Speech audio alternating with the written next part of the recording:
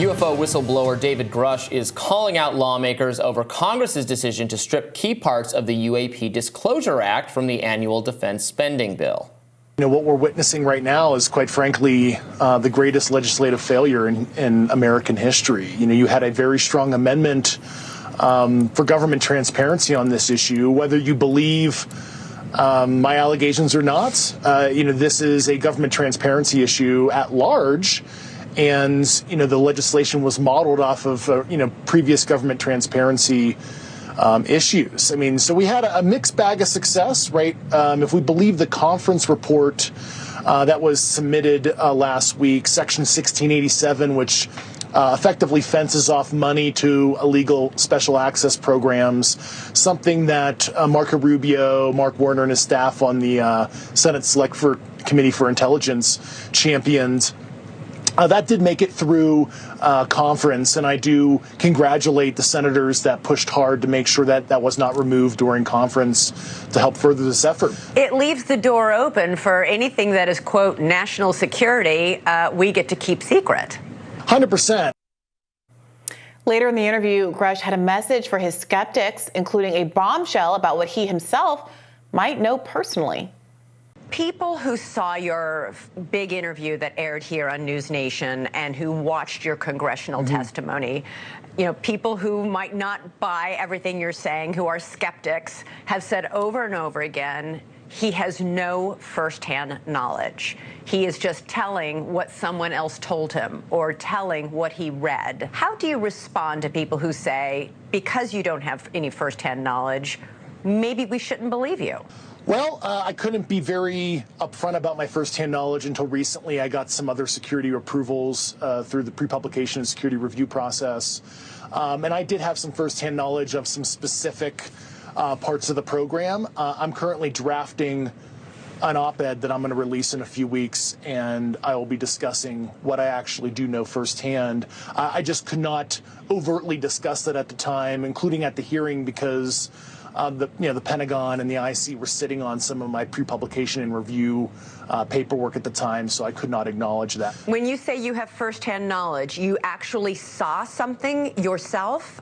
Well, the deeper description of what I know has been redacted. They proposed a redaction in a pre-publication and security review response a few days ago, and they're telling me to withhold legally some of the firsthand knowledge I have, but I'm allowed to generally discuss that I was read into a UAP-related program directly by the U.S. government. Well, that is a bombshell indeed.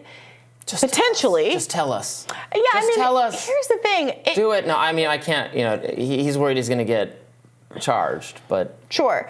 But the first half of this is all about being frustrated that some of the toothiness was stripped out of the disclosures that people are pushing for.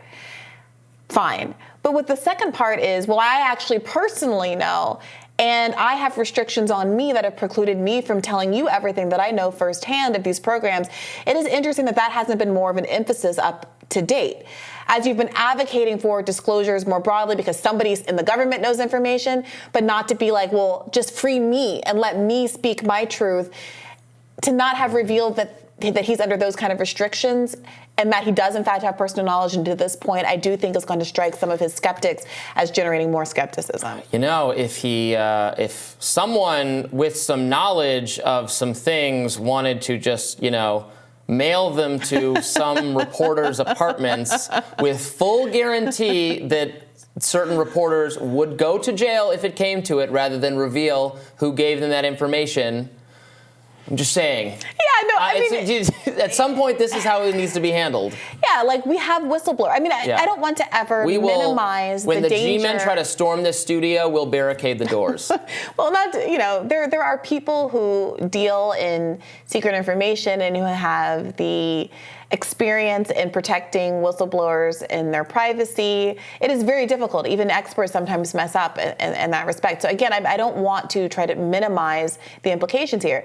But clearly Grusch is someone who feels very strongly about this, who feels like it's something of national importance, of public importance, who's willing to risk some reputational damage over it. And I know that reputational damage and kind of legal liability are two very different things.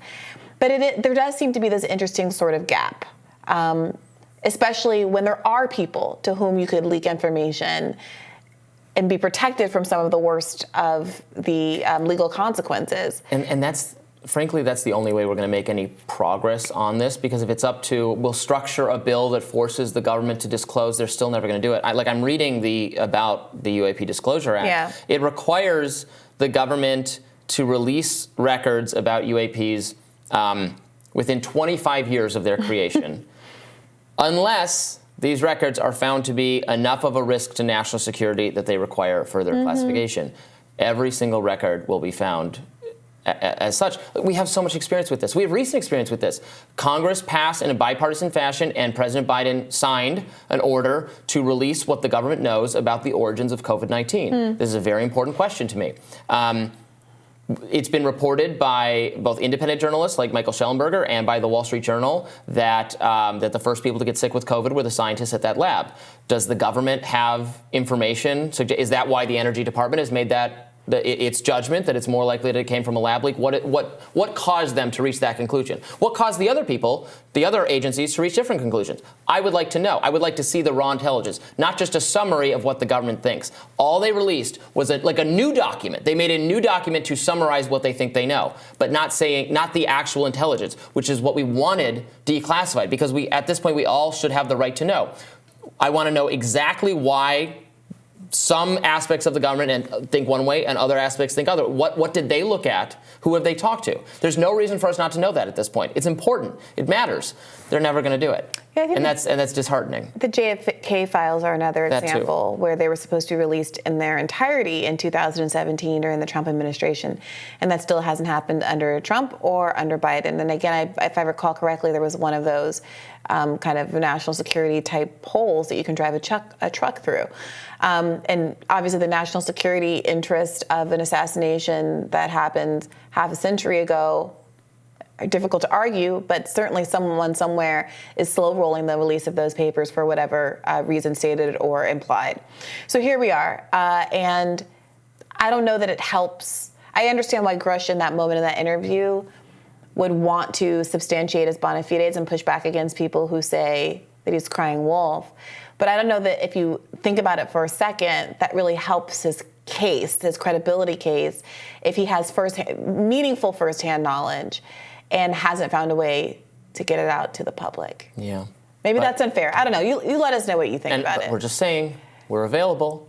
We would do our best to protect whistleblowers. I would go with someone with a little bit more expertise dealing with whistleblowers and confidential No, don't give anybody else the scoop. Come to us.